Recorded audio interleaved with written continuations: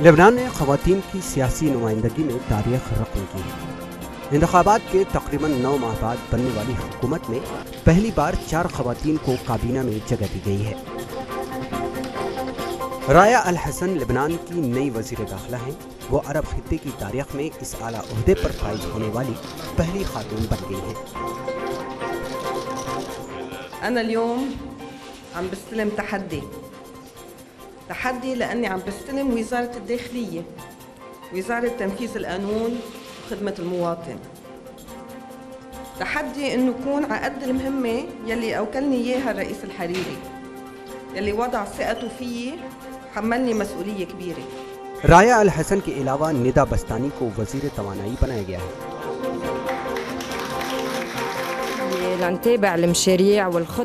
इनका कहना है कि मुल्क भर में तवानाई की पैदावार के प्रोजेक्ट्स को बढ़ाना उनके सामने अहम हदफ है। ये लेबनान की तरक्की के लिए इंतहाई अहम दौर है।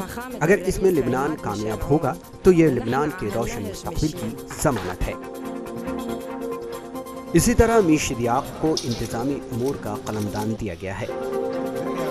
सन 2005 के एक हमले में वो अपने एक बाजू और पैर से महरूम हो चुकी थी। साद हरीरी की जमात तैयारुल मुस्तक़बिल ने टीवी प्रेजेंटर फ्यूलियत खैरुल्लाह को ख़वातीन के बहबूद की वज़ारत सौंपी है। इससे कबल फ्यूलियत खैरुल्लाह ने ख़वातीन के हुकूक़ के लिए कई तंजीमों के साथ काम किया है। लेबनान में हुकूमत की तश्कील के लिए गुज़िश्ता 9 माह से मुसलसल कोशिशें जारी थीं। ताहम मुख्तलिफ जमातों में वज़ारतों की तक़सीम में इत्तेफ़ाक़ राय न होने के सबब हुकूमत की तश्कील मुसलसल ताख़ीर का शिकार रही। साद हरीरी की क़यादत में ये मुसलसल तीसरी हुकूमत है। शदीद माशी बहरान, माहौलियाती चैलेंजेस और शामी महाजरीन जैसे अहम मसाइल के अलावा बढ़ती बेरोज़गारी पर काबू पाना इस हुकूमत के लिए अहम चैलेंजेस में से हैं।